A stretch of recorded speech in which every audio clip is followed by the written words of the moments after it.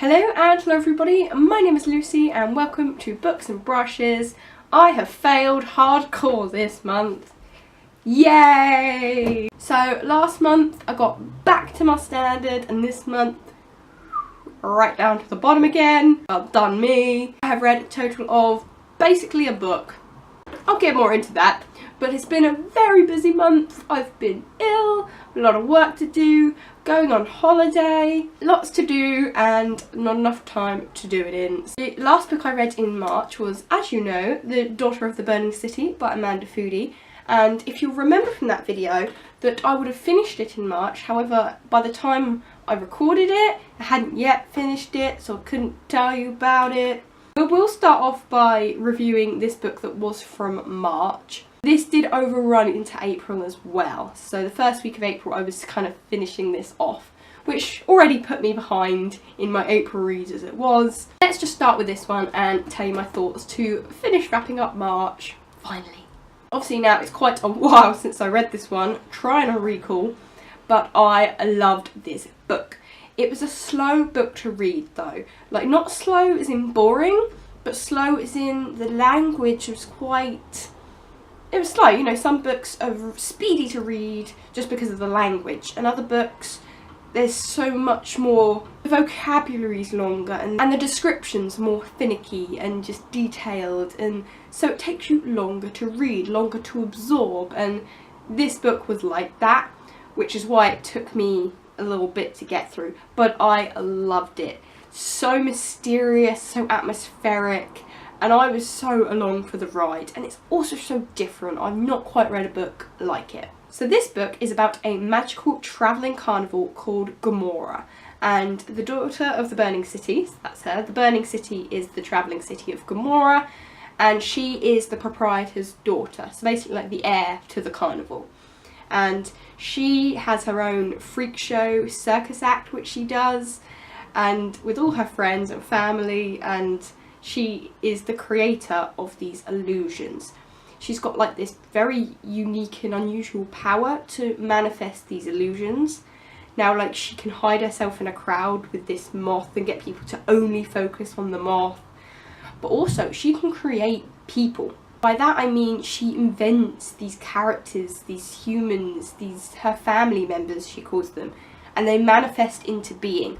So all the members of this freak show are like her inventions. They're not real, but they're like real people with their own personalities and lives, but she did create them. None of it is real until one of them gets murdered, and then they are under a lot of threat, and suddenly she's questioning what her power really is. Can her illusions be killed? Like, does someone else have a special power to do that, or are her illusions actually real? How did they do this? Why? And it's this whole mystery about her trying to protect the family members and illusions she has left, and also searching for the killer and the culprit, and all this mystery that surrounds this murder and this carnival. I really love it. It's such a different story. Like, all the characters are really quirky and unusual with their own voices. I love our main character. She's very real. I mean, she's in this magical world and she's such a strange, quirky person, but she's like real. She's not like overly done. I'm so along with the ride for her. I believe her. She's obviously grieving during this book. A lot of this is her, you know, trying to find the killer of her family, and she's emotional and it's hard, and like I really felt for her and really felt her anger and her sadness, and I just loved the book. The mystery was great, I loved the characters, the writing was so textured. I think that's a great word to use, textured writing, and there was twists, there was turns, it involves magic. It's basically set in a fantasy world, so there is like fantasy lands. It takes a little bit to wrap your head around, but not like super exposition-y. There wasn't really any of that, I didn't think. And the writing was so... By textured, I mean like, she talks a lot about the food they eat, you know, the candied corn and these, what was it, liquid cherries, and she talks a lot about the foods, and she talks a lot about the smoke and the smells and the dark, and you know what I mean? she did build this world. This whole carnival is so interesting. She talks about the geography of the carnival, like the uptown and the downtown, and how they travel. And I just love how it was weaved together. I didn't get bored, and I just thought it was such an engrossing story, and I really recommend this to people. I think it's such a new read, and I really look forward to reading more of Amanda Foody stuff. She's got another book called Ace of Shades that I really want to read. That one sounds super cool as well. And I really trust in this author's writing now. I know I've only read this one book, but there's something about this that just read it and see for yourself. And so now that we've finished off March, well done me, now on to the book I've read this month. Yes, book, not plural, there's one. Yeah. So at the time of recording this video, I'm in like the late 3rd week of April. Like I said, I go on holiday next week. I'm off for a few days, got work in between. I'm not going to be able to read next week, I don't think, like almost at all. And then it's the end of April. And I still haven't finished this one book yet. Joy. So I know that this is going to be my only read for April. It's taken me a month to read a book. What has happened to me, I do not know, but I'm enjoying it. So I'm reading The Bells by Dhonielle Clayton. Now, this is like The Daughter of the Burning City in quite a few ways. The most prevalent being they're both slow reads. Good reads, like interesting, in-depth, good reads, but they're not fast. No, they are not. Just like Daughter of the Burning City, this one is textured. The language is dense and floral and so intricately woven, and it's beautiful, but it's also time consuming. Really time consuming. Similarly, this one also talks a lot about the foods. I'll get into that in a bit. But The Bells is set in another fantasy world. It's kind of like a fantasy New Orleans. And the Bells are like these magical women who can help restore beauty.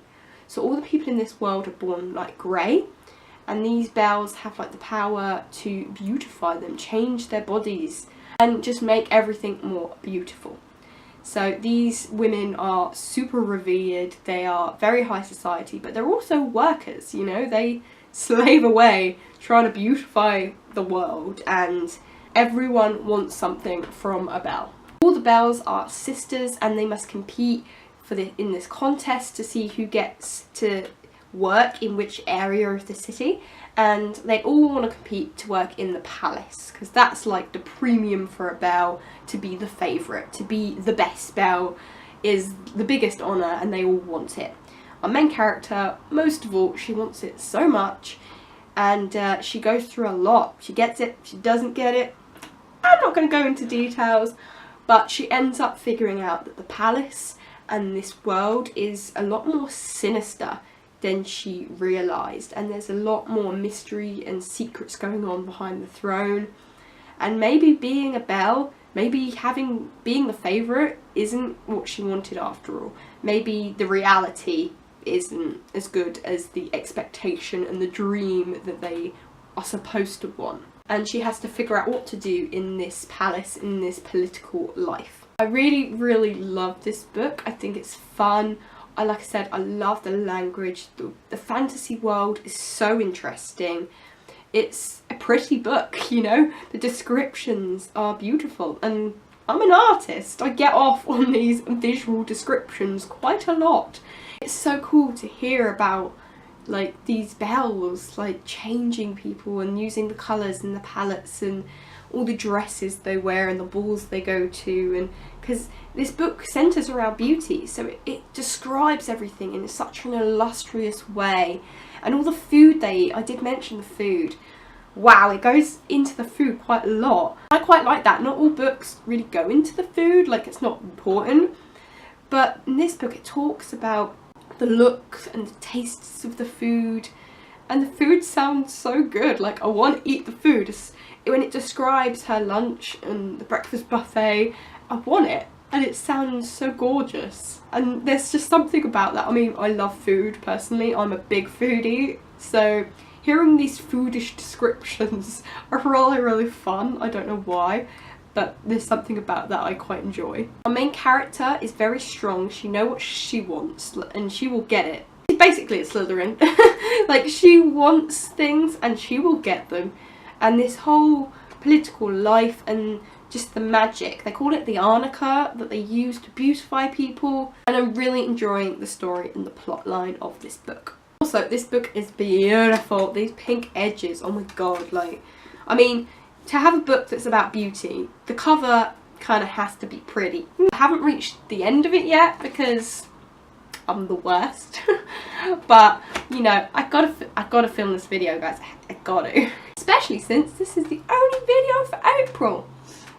I'll get to that. So I can't quite rate this book yet. Actually, I haven't even given a thought to the rating for The Daughter of the Burning City. Need to do that. This book I'm going to estimate is going to be 7.5 maybe, along those lines. Like a good, solid, maybe even an 8. We will see. Depends how it ends. And I will finish it in April because I have got 2 weeks. One of them I'm on holiday, but still, I can't, like, I've got this much left. This much. And if I can't read this in a week, then what am I even doing? As for Daughter of the Burning City, I'm thinking maybe an 8 for that one. I need to do these ratings, and when I edit this, you'll know because it'll be on the screen. But I haven't thought about it right now, so take the screen's word for it, not mine. And that is the one book I read this month, plus the book I read last month, which didn't wrap up.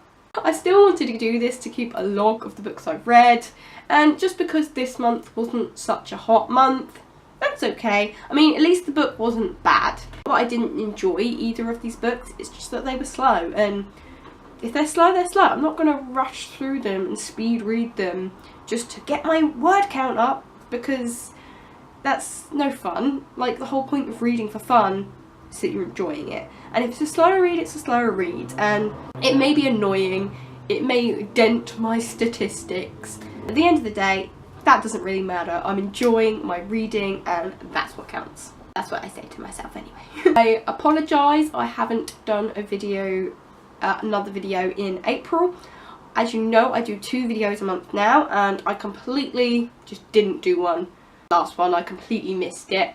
I ended up working for like 8 days in a row at my part-time job, and then I was like, turned around, I was like, huh, I missed my deadline. Whoops. Like, it just completely went by me. I just didn't even have the time to think about it. It completely skipped me by. But that's fine, you know. It's not the end of the world. It's not like there's millions of people clamouring for another scrap of my face. I'm fine. My holiday next month though. I'm planning a really fun video when I get back in May that will be based on like my trip, so that'll be a really fun video to do, and I will see you in my next one, guys. Bye.